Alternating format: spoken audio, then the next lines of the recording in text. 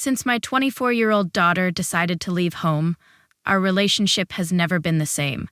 She turned me into the worst mother in everyone's eyes, just because of a simple question. What are you doing with your studies? But behind it all is a story filled with lies, hurt, and difficult decisions I had to face. And now I'm tired of being the villain in my own story. What did she do to make it impossible for me to stay silent anymore? My relationship with my daughter, Mary, has been strained for a long time now, but everything seems to have reached a breaking point. Mary is 24 years old now, yet I can't forget the many arguments, frustrations, and heartache we've been through together. From a young age, Mary always had difficult behaviors. She would lie, act out excessively, and constantly seek attention. But as she got older, things became even more complicated. A week ago, I simply asked her a question. What are you doing with your studies? But that one question sparked an explosion between us. I don't understand why something so simple could make Mary so angry, but what I do know is that her reaction was extreme, as if I had just attacked her. She raised her voice, blaming me for everything in her life that hadn't gone right. And then she said things I never imagined I'd hear from my own daughter. You always criticize me. You're never happy with me. At that moment, I stood there, feeling helpless. I'm not a perfect mother, I know that, but I've always tried my best for her. Everything I did, every decision I made, came from a place of deep love for Mary. I sacrificed a lot for her, even moving to Massachusetts to give her better opportunities. I left behind my hometown, my family, everything, all because I believed my daughter deserved a better life somewhere else. Yet, all of those efforts seemed meaningless to her. She couldn't see the sacrifices I made. Instead, she criticized me. Being treated like the enemy in my own home was something I never imagined. I wanted my daughter to be independent, to study hard, and to grow into a responsible adult. I didn't ask for anything extreme, just that she take responsibility for her actions and face the realities of life. But Mary didn't see it that way. She always found ways to avoid responsibility, to make excuses for not getting her work done. Every time we tried to sit down and talk, to discuss her future, she would find a way to dodge the conversation, only to blame me and everything else around her. And when I asked her to take responsibility for what she had missed, she would explode in anger, saying I didn't understand her. My disappointment grew as I watched my daughter continue to let opportunities slip away. The times she didn't complete her assignments, skipped school, or neglected important decisions about her future. As a mother, I couldn't help but worry. I wanted her to succeed, but it felt like everything I did was in vain. And then, when I started getting tired of playing the bad guy, the stories around me began to hurt even more. Mary started telling lies about me to her friends and family. Those stories not only hurt me, but made me feel like I was forced to live in the shadows of my own life, as a mother who didn't truly love her daughter. At this point, all I was left with was disappointment and frustration. I love her more than anything. But is that love enough to keep us together? The years when Mary was younger were filled with challenges in raising her. From a very young age, Mary showed strange behaviors. She often pretended to be sick, seeking attention and trying to manipulate those around her to fulfill her desires with odd actions. There were times when I felt something was wrong, but I didn't know what to do. We took Mary to see doctors, but each visit ended without any clear conclusions. She knew how to make people believe the stories she created, and we were left constantly worrying about her strange behaviors. There was one time when Mary even told her teacher that she didn't want to go home and immediately started crying, just because I had called her out for tearing up another student's work. She always did things to avoid taking responsibility, and when confronted with the consequences, she would act weak, cry, and seek sympathy. This left me confused and heartbroken. I didn't understand why my daughter was acting this way, but I couldn't help but think that part of it was due to our shortcomings in how we dealt with her. One of the hardest decisions my husband and I made was to take Mary to therapy. However, she didn't cooperate. She even lied to the doctors about things that weren't true, like having an imaginary friend, which she claimed was her closest companion. We couldn't understand why Mary would do this, and when we found out she had made it all up, we decided to stop the therapy. It felt like we were stuck in a vicious cycle where no matter how hard we tried, it was all in vain. She either couldn't or didn't want to change, and we were exhausted. But what hurt the most wasn't the strange thing she did. It was when I started seeing Mary slowly drift away from us. She was no longer the child I loved, but a young woman who seemed to do everything to disappoint us.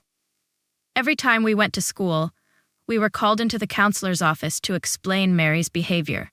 She wouldn't complete her assignments, had serious behavioral issues, and sometimes was sick more than anyone I had ever known. Every time I felt like we were being blamed, like I was an irresponsible mother. This feeling continued into her high school years. One day, Mary suddenly collapsed in the kitchen, leaving my husband and me panicked. But strangely, when I called her to check on her, she vaguely said she didn't know what happened, just that her head hurt.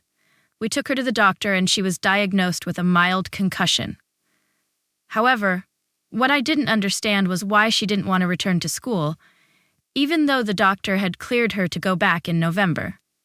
She chose not to go back, always claiming that she was still in too much pain. This continued to affect Mary's academic performance. Although she could have returned to school later in the year, she had missed too much and couldn't keep up with her classmates. At that point, I was extremely worried, and I began to feel like I was losing the daughter I had always loved.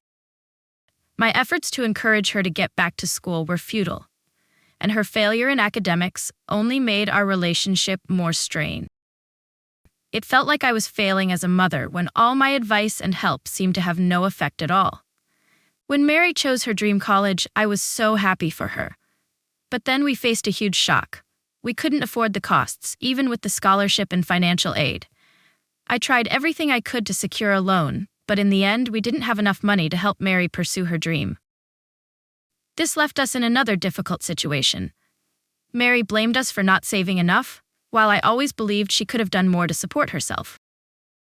My words, "Every assignment you didn't turn in is $1 you wasted," may have hurt her deeply.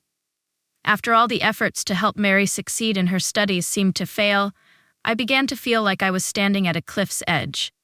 Her constant blame was heavier than ever, and I couldn't help but feel the growing distance between us.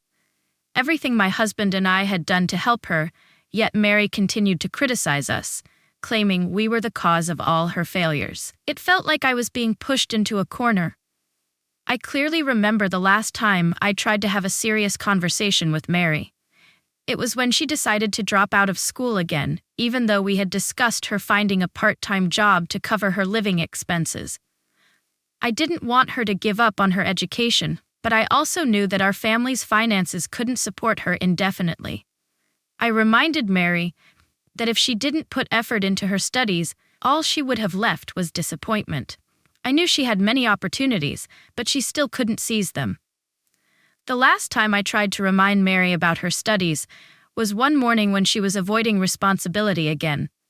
She told me, "Mom, you don't understand. I can't study anymore because life is too hard."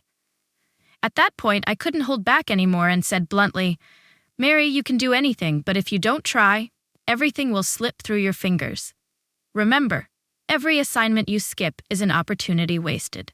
That statement likely hurt her, and I could feel a shift in Mary's attitude. She became more silent and distant. It felt like we were living in two completely different worlds. She didn't respond to my texts and my calls seemed pointless. Every time I tried to reach out, I felt a barrier from her. Even our relationships with family and friends seemed to be affected by this rift. I didn't know if there was anything else I could do to salvage our relationship. Once again, I found myself facing tough decisions, but this time, I couldn't watch my daughter go down the wrong path forever. I couldn't let Mary continue living in the fantasy world she had created for herself. I decided I would never give up on her, but could I find a way to change the person she had become? I couldn't let her keep avoiding responsibility and wasting the opportunities life had given her. While I knew I might be seen as a bad mother in her eyes, I also knew that my love for Mary hadn't changed. As I reflected on everything, I couldn't help but ask myself, did all my efforts truly help Mary, or was I just making her feel even more suffocated? We reached a point where there was no choice but to face reality. Mary had decided to follow her own path, and there was nothing we could do to change that. Even though we had made every possible decision we thought was best for her, in the end, Mary refused to cooperate and couldn't recognize the opportunities she had missed. And when she announced that she would not pursue any path we expected, that was the final shock for me. What frustrated me even more was the truth that Mary never took responsibility for her mistakes. Even though she knew that dropping out had delayed her progress, instead of owning up to it, she blamed everyone else, including us. She said that we hadn't prepared enough financially to help her, that we hadn't done enough for her to achieve her dream of going to college. Every time she said this, I became more exhausted and angry. I had done everything I could to help her, but she couldn't see that. The day I realized that we couldn't help Mary continue her education was one of the hardest days. Mary had received a scholarship to the college of her dreams, but when we went to the bank to borrow more money, the reality was that we still couldn't afford the remaining costs. Tuition, living expenses, it all became too heavy a burden that we simply couldn't bear. I could clearly see the disappointment in Mary's eyes when she realized this. I knew she had been hoping for this, but there was nothing more we could do. What saddened me even more was that after this financial setback, Mary didn't thank us for the help we had tried so hard to provide. Instead, she blamed us, saying that we hadn't saved enough and hadn't given her enough support to achieve her dreams. Her words felt like a knife cutting deep into my heart, and I felt like I was slowly being pushed out of her life. At this point, our relationship had nearly become an endless battle. She stopped talking to me, wouldn't answer my messages or calls. I didn't know what else I could do to help her realize that all the decisions we had made were for her future, to give her better opportunities. But Mary couldn't see that. All she saw was failure and blame, and it made me feel like I was losing the daughter I had loved so deeply.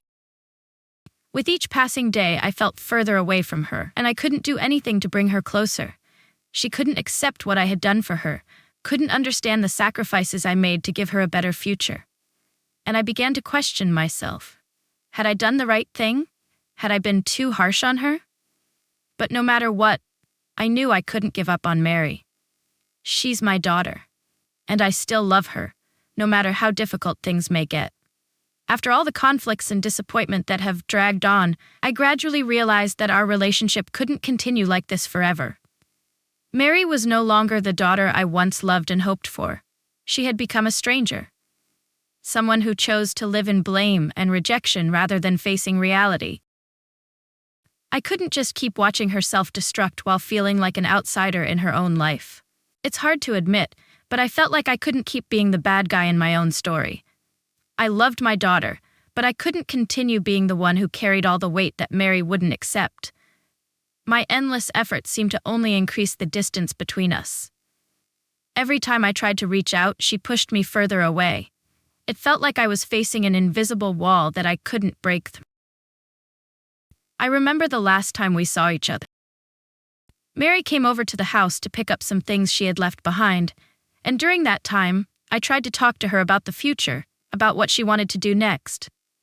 But as usual, she remained silent, her eyes filled with frustration, unwilling to listen. I knew that part of her still wanted support, but there was also a sense of arrogance, not wanting to admit that she was stuck in her own mistakes.